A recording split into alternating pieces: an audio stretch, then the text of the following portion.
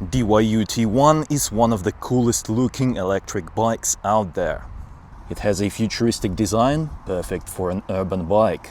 However, it has a few annoying problems. Let's get all the bad stuff out of the way first and then talk about the good stuff. First is the front wheel. It arrived separated from the main frame. By the way, the front wheel was the only part that you have to attach to the bicycle. Everything else comes assembled out of the box. But let's get back to the front wheel. It is a bit warped. It's not too bad, but take a look. I hope you can see it, but it has a little bit of a wiggle. Yeah, not great. The second quality problem is this latch right here. It is a foldable bike, so if you want to fold it, you collapse that column. And what's going on here? This part is flopping about. Yeah, there's quite a bit of travel. And what happens when you just carry it around, it rattles around. And for example, if it's stuck in the utmost left position and you go to assemble the bike, it catches on that part. Let me show you. You see? It won't go in. So what you have to do is you have to kind of readjust this, and only then he'll slot back into place. It's not a huge problem, but it certainly is an annoyance if you are going to fold and unfold your bike every time, which I'm actually doing, so that is really annoying to me. Another annoyance are these bolts right here. They're protruding out of the handle, and for example, when I'm riding the bike, sometimes I want to keep my hand to the side a little bit, and that's when my hand palm comes into contact with that bolt. Yeah, it can even leave a lot of marks on your skin, so that's not comfortable for long-term riding. You have to really make sure that your hands are properly aligned to ensure that you are comfortable. If those problems weren't present, I would highly recommend this bike. However, at this price point, yeah, you really have to make sure that you're getting your money's worth, and I'm not sure that this is it, because I'm not ready to live with that annoyance in the column. You know, every time I fold and unfold the bike, that's gonna bother me. Speaking of folding and unfolding, you can collapse the seat by just undoing that latch right there, and once you're done, you can just fix it back into place. Pedals are also foldable. You just press on that and it's done, folded. Then you just snap it back into place. This is the last thing that you can do to fold your bike.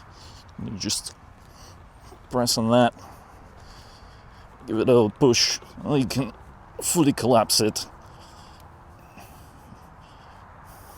Make it easy for transportation in the car boot, or just, you know, carry it. I've also noticed just now that the paint is not particularly durable. I wasn't really even going that hard on the bike and already getting chipped over here.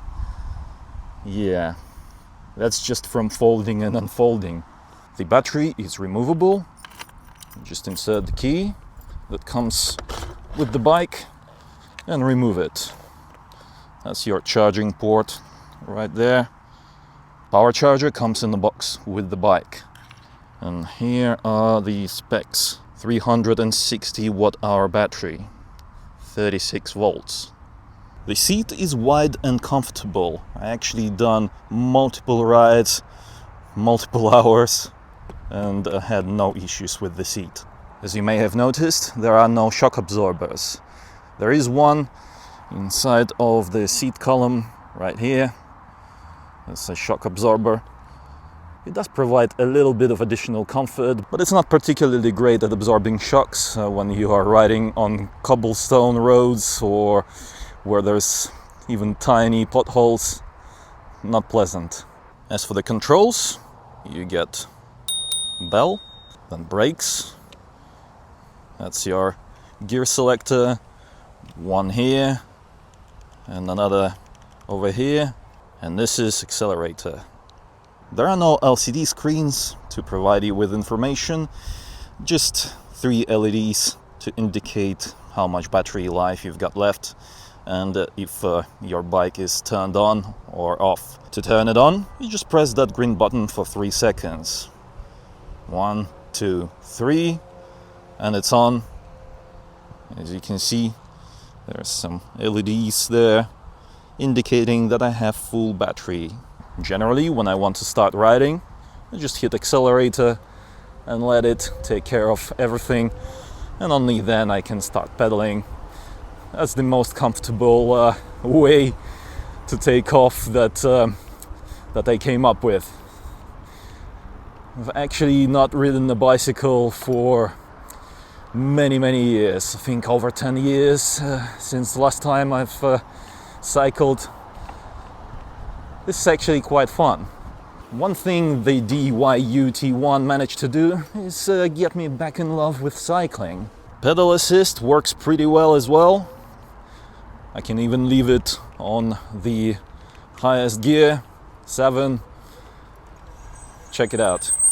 Full stop, yeah. And then start pedaling. Pedal assist kicks in and off we go. Easy. The motor is not the most powerful one out there, but it gets the job done. I would say that it's good enough. Let's go for a little ride around London and see how this bike performs. If you want to go up a hill, you will have to do some pedaling if you want to achieve maximum speed. Although, hold on a second. No, actually this hill is fine.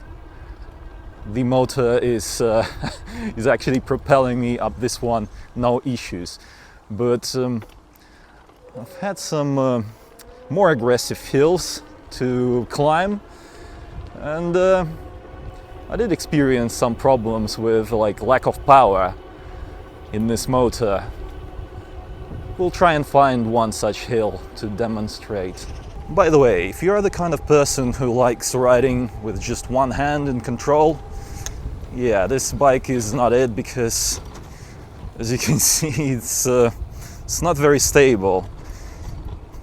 You hit a bump and it destabilizes the control, so it's not really safe to ride with just one hand on the steering.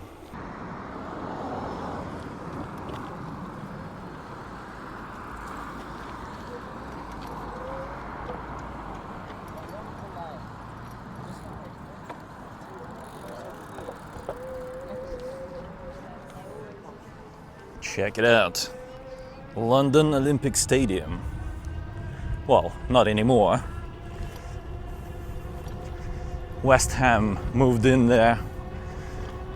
So it's all about football now. As you can see, even the little bumps, I can still feel it with my entire body. Although the shocks are not too bad. Oh, this one was quite noticeable. Here's another hill. Let's see how the bike will do versus this hill. Will it be able to conquer it with just the power of the motor? Yeah, you see, we're struggling to gain top speed.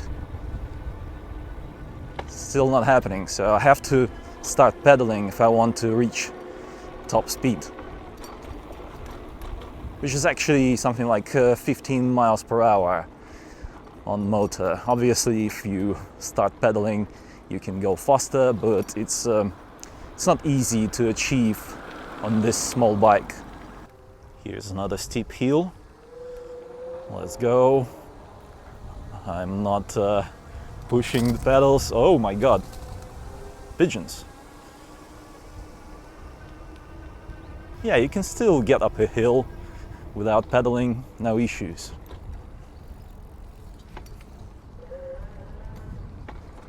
By the way, this front light is powered by the battery and is activated with a press of this button. See? It shines. And just press again to turn it off. Overall, it's not a bad bike, but those quality issues do stop me from outright recommending it.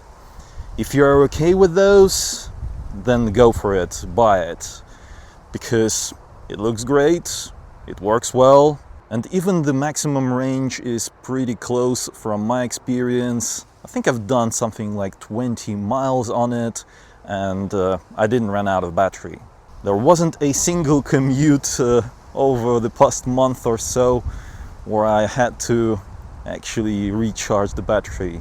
Every time I went somewhere and then I came back on a single charge. Let me know in the comments, what do you think about the DYU T1? Also, if you found this video helpful, then reward it with a like and subscribe for more if you haven't already. It was I, Vadim.